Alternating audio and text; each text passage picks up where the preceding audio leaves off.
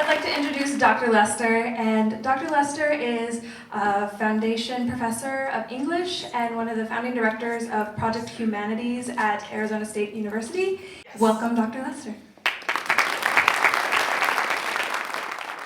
You do a lot with naming, yes. And I mean not just your name and what it means, but it starts fundamentally with how do you pronounce it? My pronunciation is an American pronunciation of a Mandarin Chinese word. So my when I teach ESL and I have Chinese students, they're like, no, that is not how you say your name. And also they're like, so your parents named you Turnover? What is that?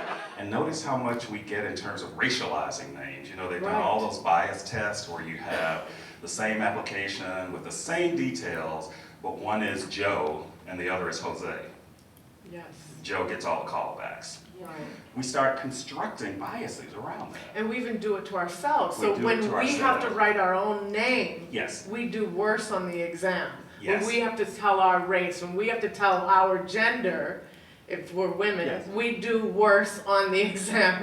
So it's all internalized as well. So let's pronounce that. How would you prefer? So- Because that to me seems an appropriate and respectful way to ask. Is Yes, how would you it like is. to have Yes, your name right. So pronounced? I call myself Fanchen. Fanchen. Cox Okay, di 1, 2, Giovanni. 3. Fanchen. Yes. Okay, one more time. Fanchen. Okay. Oh, That's that beautiful. good? Yes. Has that ever been done before? No, thank See? you. Thank you. Other comments from the audience? There was a trigger point for me during my upbringing. It reflected that at one point it was a requirement to be critically responsible, but you must be critically invisible. Now, what does that mean exactly? Because that sounds really deep. Yeah. Now tell me what that means. You have to pay your taxes and make sure that your lawn is correct and so forth, but you could not speak of any indifferences or frustration as a black woman, Yes. as a black American, because then it looks like you're complaining for all the privileges that you have that others don't. The most frustrating thing of all is to tell someone your experience and them to question that. And that is happening over and over and over, and that's a big part of the problem.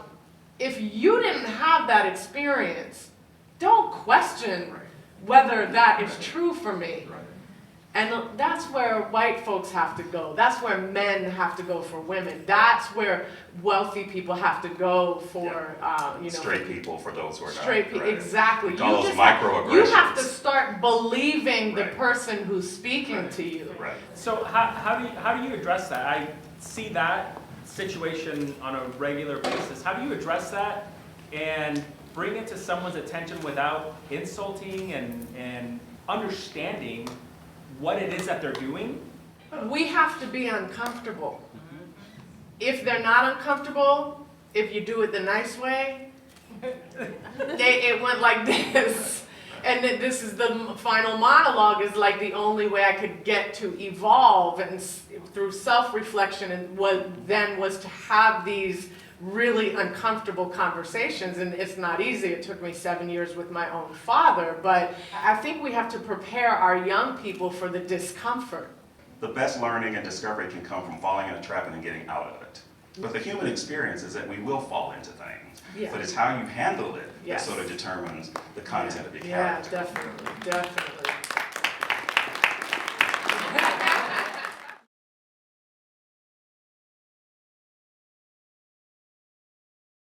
Don't forget to subscribe to the channel to keep up with the latest One Drop news and other videos.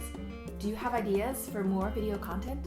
Tell us what you'd like to see. We'll see you next time to share more drops of love. Be sure to tell us by commenting here and on Twitter and Facebook how you are spreading drops of love.